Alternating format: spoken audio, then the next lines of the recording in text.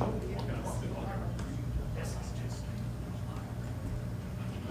not really yeah.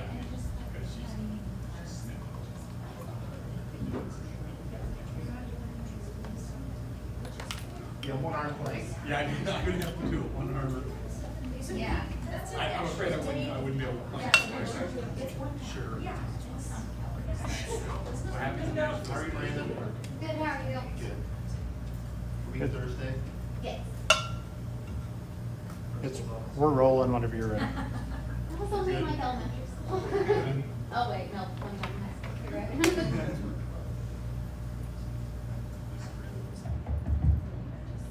All right, we are ready to roll. I'll call the meeting to order. Entertain a motion to adopt the agenda. So moved. First by Kalen. Second by Kenny. All those in favor? That passes 6-0. This time, we've got a huge crowd, but hey, let's go ahead and do the pledge anyway. I pledge allegiance to the flag of the United States of America and to the republic for which it stands, one nation, under God, indivisible, with liberty and justice for all.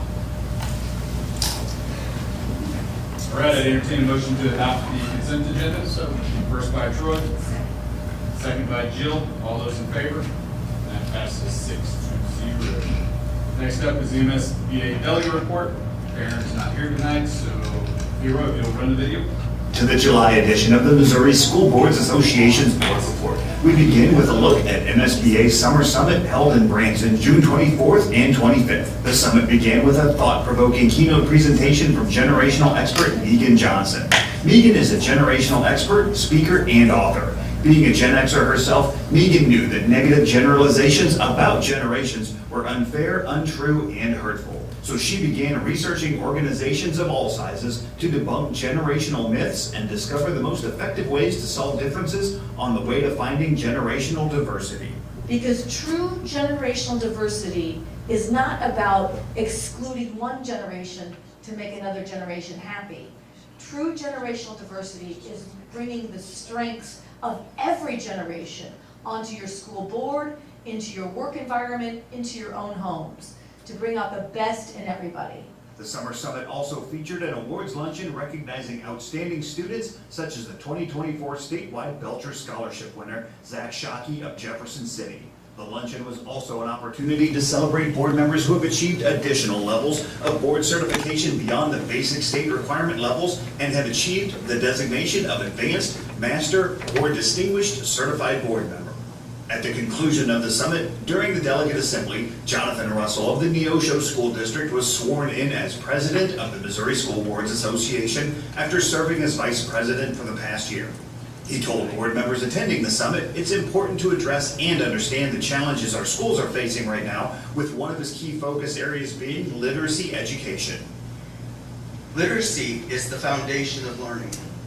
Children who develop strong reading skills and writing skills early on are better equipped to understand complex subjects, excel academically, and pursue higher education and career opportunities. Reading not only impacts academic performance, but also mental health. Strong readers are more likely to have higher self-esteem and confidence. They can also participate more fully in civic and community activities, becoming informed and active citizens. Investing in literacy education is an investment in the future. We need to make sure our students are prepared to lead and maybe even lead as future school board members. To make that future a reality though, we have to make sure our students are supported both in and out of the classroom. MSBA state officers elected during the delegate assembly meeting held at the summit include President-elect Shelley Mantell of the Mountain View Birch Tree School District and Vice President Paula Hubbard of the Bolivar R1 School District. As the summit concluded, Dr. Mike Slagle, the superintendent of the Raymore Peculiar School District, recognized the outstanding contributions of outgoing MSBA President Ruth Johnson. This is a goal that was created by our students in one of our art classes in elementary school. And the groovy thing about this goal is that Each one of these little spirals is created by the individual student. And together, they're put together, and the teacher then glosses it over and creates this beautiful masterpiece. This is symbolic of your leadership. You have the ability to see the potential, the gifts, and the talents in each one of our students.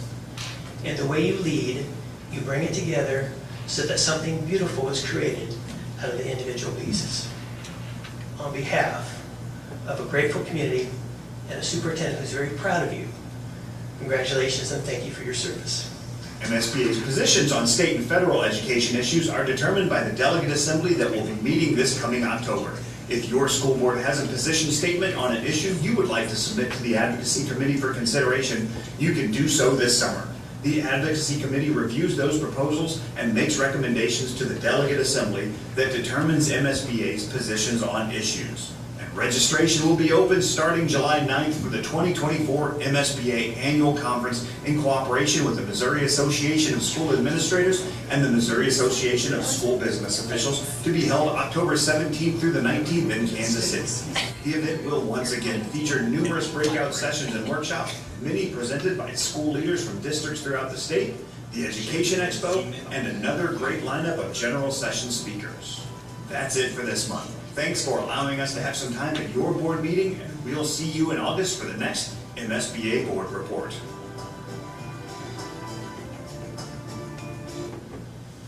All right, I think everybody probably got their emails today, or at least has got you registered for the conference, so I'm assuming you did that.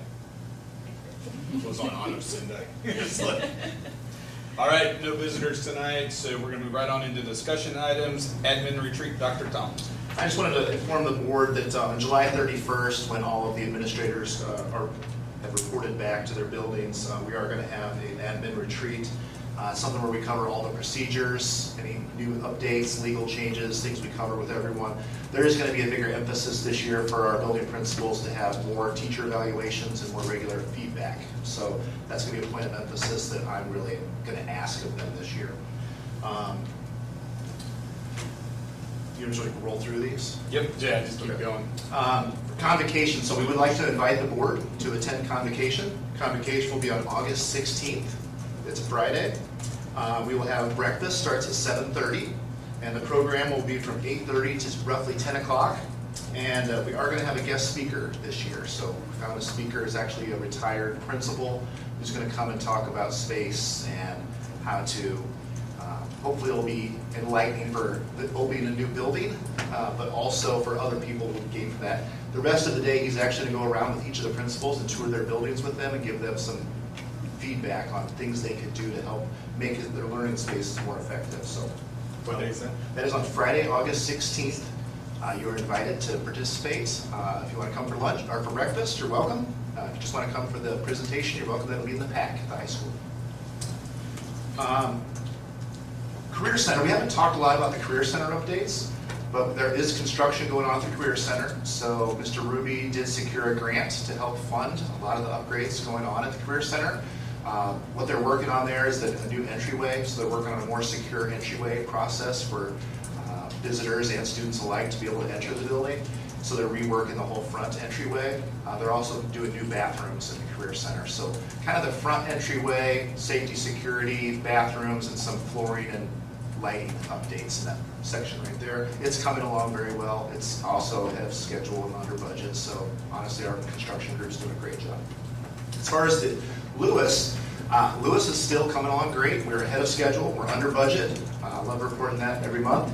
And even though Dr. Bullimore likes to say I'm jinxing it, I refuse to accept that. We're going to keep it moving forward.